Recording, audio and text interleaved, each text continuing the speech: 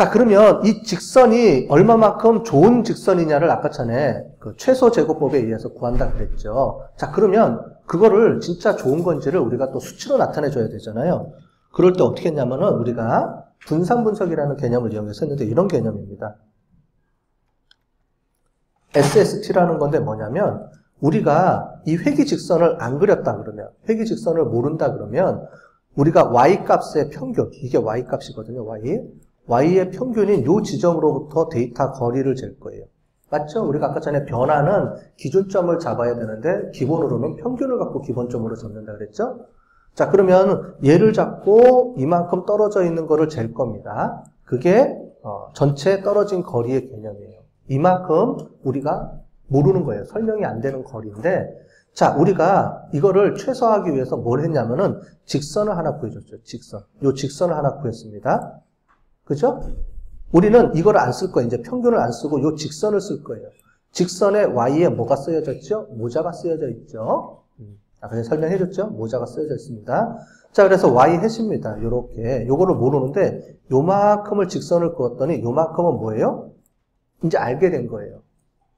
직선에 의해서 요만큼을 우리가 알게 됐죠, 이제는. 그래서 걔를 뭐라 그러냐면은 회기 직선에 의해서 설명되는 변화량입니다.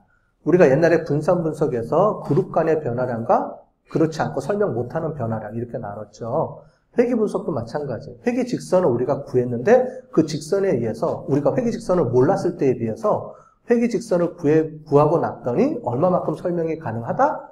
이만큼 설명이 가능하다라는 거를 우리가 본 겁니다. 그럼 나머지 얘는 뭐예요? 얘는 진짜 설명 못해. 나머지예요.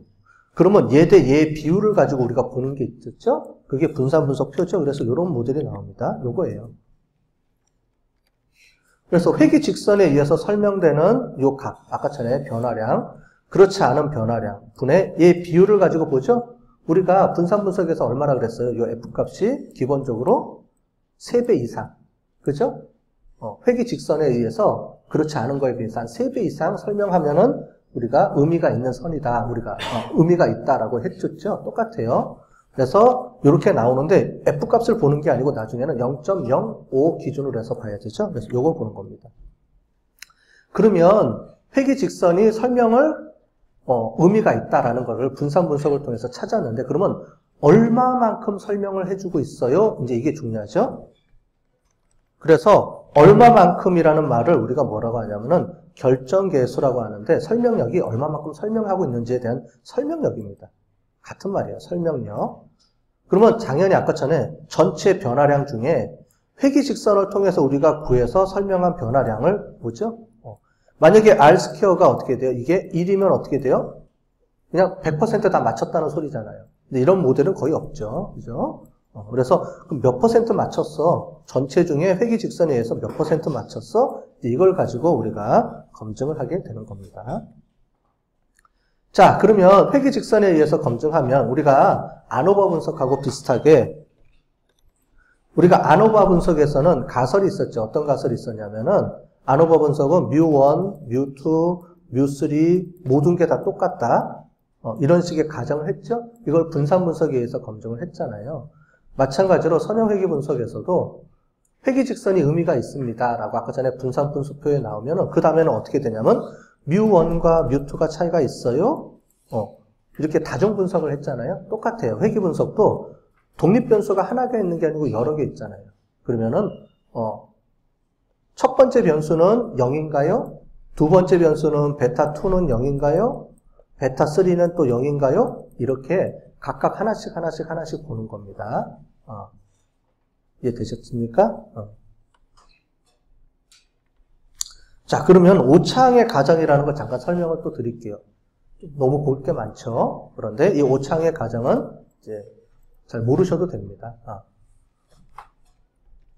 왜 쓰는지만 잠깐 보시면 되는데 뭐냐면 회기 직선이 우리가 보면 회기 직선이 직선이라고 우리가 했죠. 근데 직선이 아닐 수도 있잖아요. 근데 직선이냐 아니냐 우리가 어떻게 확인하느냐라는 거를 요 방법을 통해서 우리가 확인할 수 있습니다.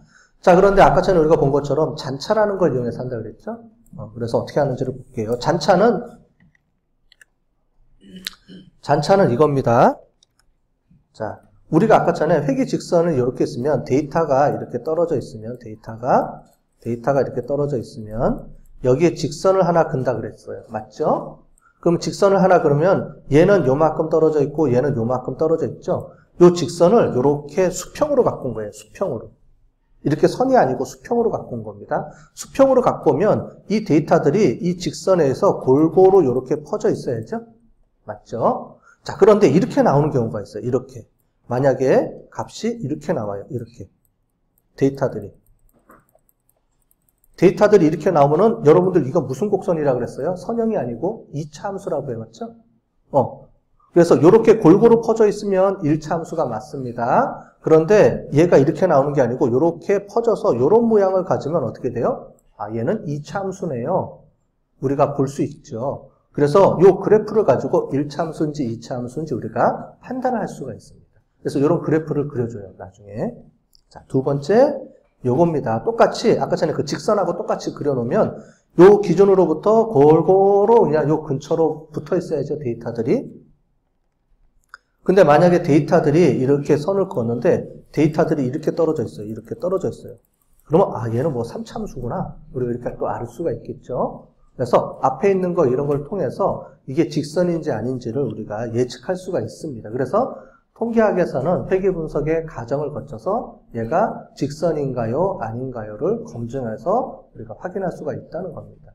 그래서 그거를 우리가 이제 가정검증 이렇게 얘기합니다. 나머지는 넘어가도록 할게요. 자,